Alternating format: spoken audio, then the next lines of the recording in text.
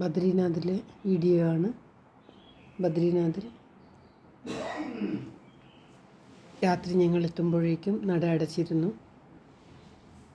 ദീപാവലി ആയതിനാൽ പുഷ്പാലങ്കാരത്തിൻ്റെ തിരക്കായിരുന്നു എല്ലായിടത്തും. അതിമനോഹരമായിട്ട് പുഷ്പങ്ങളെ കൊണ്ട് ക്ഷേത്രം മുഴുവൻ, ബദ്രീനാഥ് മുഴുവൻ അലങ്കരിച്ചിരുന്നു. 8-8:15 ആകുമ്പോഴേക്കും നടയടച്ചു. നടയാണ് കാണുന്നത്. ഈ നടയിലേക്കൂടിയാണ് ഉള്ളിൽ പ്രവേശിക്കേണ്ടത്. ഉള്ളിൽ ഫോട്ടോ എടുക്കാനൊന്നും അനുവദിക്കുകയില്ല എന്ന് അതറിയുന്നതിന് മുൻപേ ഞാൻ കുറച്ച് സമയം ഉള്ളിലെത്തി അവിടെ ഇരുന്ന് പ്രാർത്ഥിക്കുന്ന സ്ഥലവും മറ്റും എടുത്തു.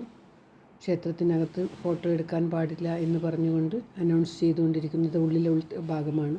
ക്ഷേത്രത്തിൻ്റെ അകത്ത് കാണുന്ന ഒരു കാമധേനുവിൻ്റെ സന്നിധിയാണിത്. നേരെ കാണുന്നതാണ് ശ്രീകോവിൽ.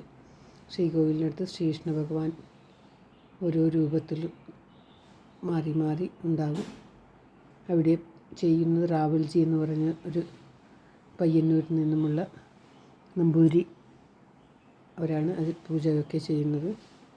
അദ്ദേഹവുമായി ഞങ്ങൾ പരിചയപ്പെടുകയും രാത്രി അദ്ദേഹത്തിൻ്റെ മുറിയിൽ പോയി എല്ലാവരും ചേർന്ന് അദ്ദേഹത്തെ വന്ദിക്കുകയും ദക്ഷിണ കൊടുത്ത് അനുഗ്രഹം വാങ്ങുകയും ഒക്കെ ചെയ്തിരുന്നു. വളരെ നന്നായി തൊഴുതാൻ പറ്റി.